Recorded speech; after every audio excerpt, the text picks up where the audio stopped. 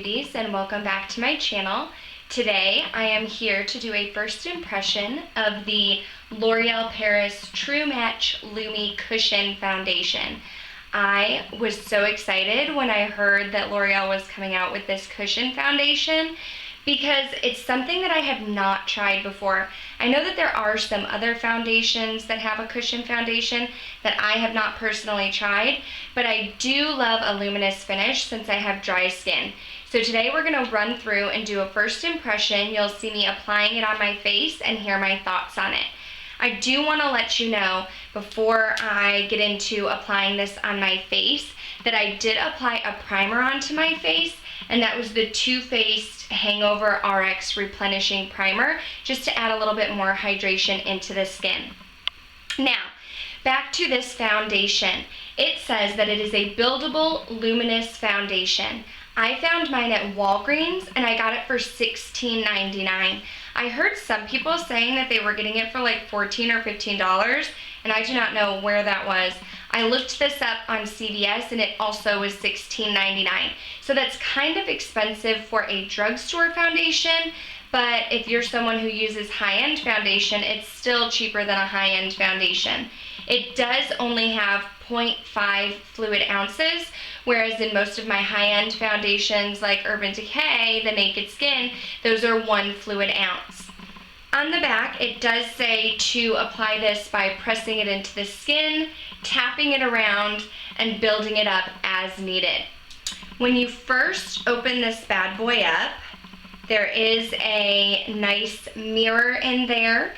So I will be using the mirror today to apply my foundation. There's also a little sponge. I'm going to be using this sponge today just so that you can see how it would apply on the skin in the packaging that it comes. There's a little container for you to keep the sponge, so that's nice. You will want to, I'm going to try to see if I can figure out how to wash this, because you will want to clean this. You're not going to want to keep applying a dirty sponge into the foundation. When you open up this little compartment, there is the sponge cushion foundation. It does have a seal on it. I've seen some people not using the seal, throwing it away. I've opened this. I have not used it yet, but I have opened it and I'm choosing to keep the seal on there. It does say to close tightly after each use. But when you do remove the seal, you can see that inside there is a cushion, and the foundation, I'm guessing, is soaked into the cushion. I'm not quite sure if this is my shade. We will be finding out today. The way that I chose which shade I was going to get, and I did choose W3, is that I do also have the True Match Lumi foundation, the Healthy Luminous Makeup with sunscreen of SPF 20, and my shade in this is W3 Warm Beige. So I also chose W3, I'm sorry, not Warm Beige, the Nude Beige, and W3 Nude Beige as well for the cushion foundation. Now this foundation line, the thing that I like about it is that they have cool toned, neutral toned, and warm toned foundations. I chose W3 because I have warm toned skin. That means I have yellow undertones in my skin. If you were more cool toned, that would mean that you would have more pinky undertones in your skin. And neutral means you could kind of go either way. You're not super yellow, but you're not super pink. And I believe that they had a 4 selections for the cool toned, 4 for neutral, and 4 for warm as well. The W3 worked well with my True Match Lumi, the original one, so we'll see how it works out today. Alright, like I said, I am going to be using the sponge that it came with. Normally I use my beauty blender, but we'll see how this works today. So I'm just going to press it in ever so slightly, and you can see that it does come up with a good amount of foundation on it. And then the back says just to tap it on, and then I will try blending it in. It feels nice on the skin. It feels kind of smooth. It looks like this color might be okay for me. I don't know how I feel about using this sponge. It's a bit bit interesting. I don't think that I would choose to use this sponge unless, I was traveling if I had to. It seems to be going on the skin nicely. It does have a bit of a glow. I don't know how much you guys can tell, but I can see my pores on the sides of my nose. I do have a little bit larger pores than I used to have. I'm going to get a little bit more of that foundation. And again, just tapping it in. I would say so far that it's a bit of a lighter coverage, but we'll see how we can build it up. I personally like a little bit of a lighter coverage. I'm not a full coverage kind of gal, but I also don't have too many bad texture issues. The occasional breakouts here and there, but nothing too bad. I'm just patting it into the skin, and you want to make sure to go down onto your neck.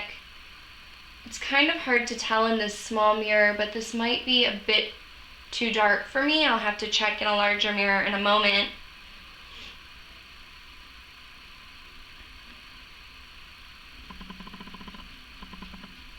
It does appear that it is a bit too dark for my skin. It's not quite matching my neck, which is okay. Hopefully with concealer I can lighten it up a bit. I'm sure in the summer it would match me a little bit more. I don't spend too much time out in the sun, but it is a little bit too dark for me, but that's okay. You can work with it. It feels really comfortable on the skin. Feels really smooth on the skin. I'm not going to add another layer just because it already doesn't match me perfectly. I don't recall seeing a W2. That doesn't mean that it wasn't there and I'm just not remembering it.